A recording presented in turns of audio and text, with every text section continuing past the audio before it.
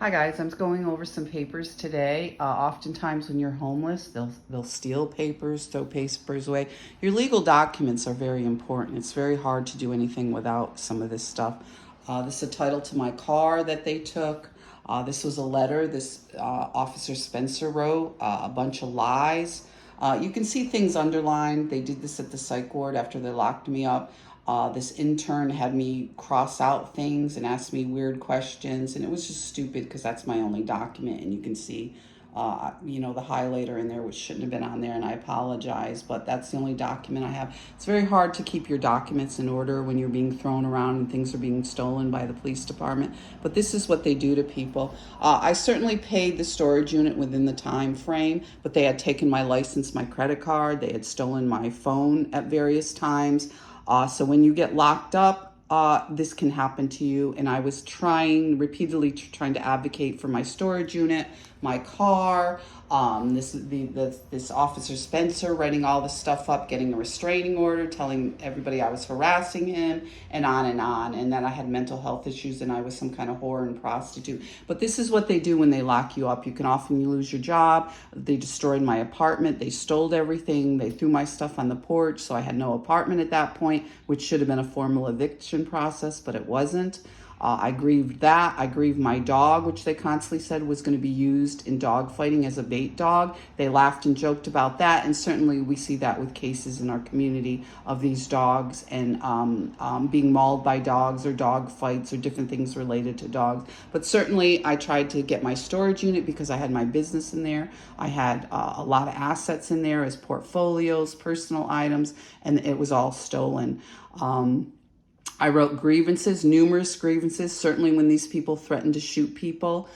These various COs in this group, certainly the lecture. This man laughed in my face about how they were going to get the storage unit a long time ago. They took the stuff a long time ago, he said, because my ex-husband, they put his name on there, so he was in and out of it with his girlfriend destroying my business stuff. My mother smashed my $5,000 computer, and various other things were either stolen, damaged, or outright the whole entire storage unit was taken. And certainly I paid on it within the deadline, but everything was already gone. So this is what they do when they get you in jail, and they know that. They left me sitting in there for 4 months, waiting for a court date, which is why I got into bail reform. I started watching it on the TV at night, and the COs over there were making fun of me. And there was this group, ongoing harassment from this group of women involved with my mother's friends. She was up there laughing and joking with them. I hadn't seen them since I was a kid, when my mother lived with one of these men, this Fred Brender, who I would say is a map now. He had mental health issues. He was often abusive.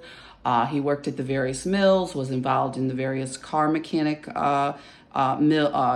garages, and it's been ongoing harassment from his family, who have pedophilia within their family. So I was a target over there repeatedly, so were other women, and when they spoke out like I did, they were sexually assaulted again, according to them, when they had to squat and pee. So the retaliation was over there, the ongoing harassment from some of the CEOs preventing me from getting assets, like my storage unit, my car, my dog. Like I said, I waited 4 months. The lawyer said I would get time served. It was just a string of broken Christmas lights. It was ridiculous after they had roofied me on the south side. And this Officer Spencer continues to be harassing with his family. His parents have been repeatedly harassing and bullying over the years because they've been friends with my ex-husband. So it's been ongoing harassment with them for a long time. They usually had these football parties, and behind my back, supposedly the insinuation was that it was a joke with my mother's boyfriends, and now that my mother was involved with these boyfriends, I would naturally go into prostitution, which isn't the case. I met one woman over there involved in prostitution. Her mother had passed away.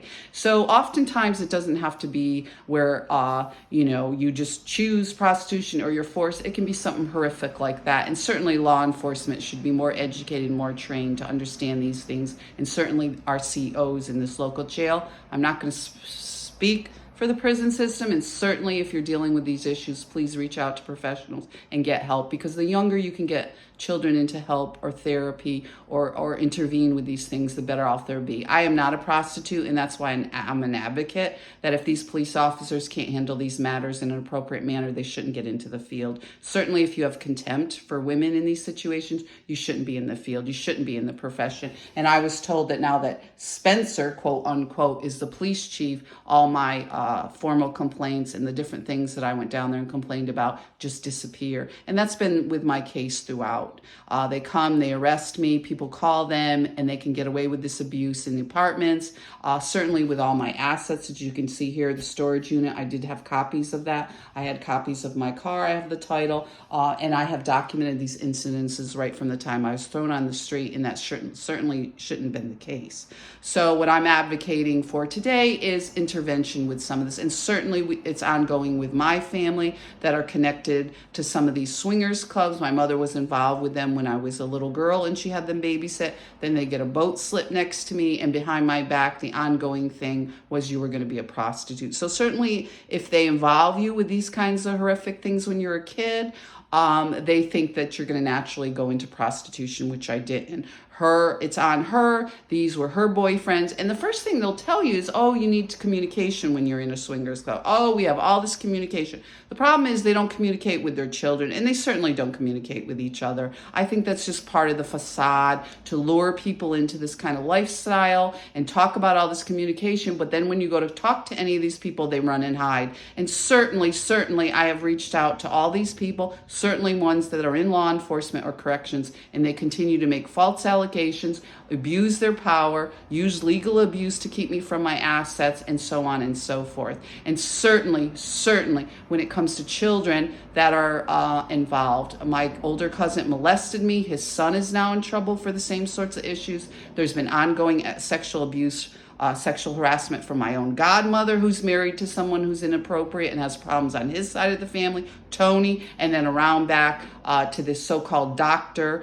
She goes around, tells everybody this Cheryl, and threatened me with psychologists at St. Mary's, which made up a bunch of nonsense. So certainly they continue to try to cover this up, and this isn't the way to handle it, because there's other children in the family that right now that we could intervene and possibly offset some of this stuff, because the rehabilitation for some of this stuff is difficult at this point. And I'm an advocate of therapy, I'm an advocate of early intervention, and I'm an advocate of the silent witness. Certainly if it wasn't for my grandmother, I probably wouldn't be sitting here today. And certainly oftentimes they want to give these drugs, which was with my mother's case, and then there's no follow-up with the underlying issues. Oftentimes people will turn to drugs as the first layer to cover up the shame, the sexual abuse, and some of these other matters. I know with my cousin, he struggled throughout his life. He moved around the corner from me at the end of his life and was still causing trouble at the gym with the Spencers and others friends that should be dealing with this in more professional manner. And we'll get into talking about more of this. And sorry I went over. Again, if you need help, reach out. This is my lived experience, and I'm still trying to get assets in a divorce that never, ever should have been handled this way. But certainly I think my family will be maybe some of the role models that we can show that people can get help, and we can turn this into something positive. And certainly when it comes to special needs children, certainly when it comes to other people that, overcome some of this stuff like myself, and certainly we need to be supported rather than attacked. Be safe, guys.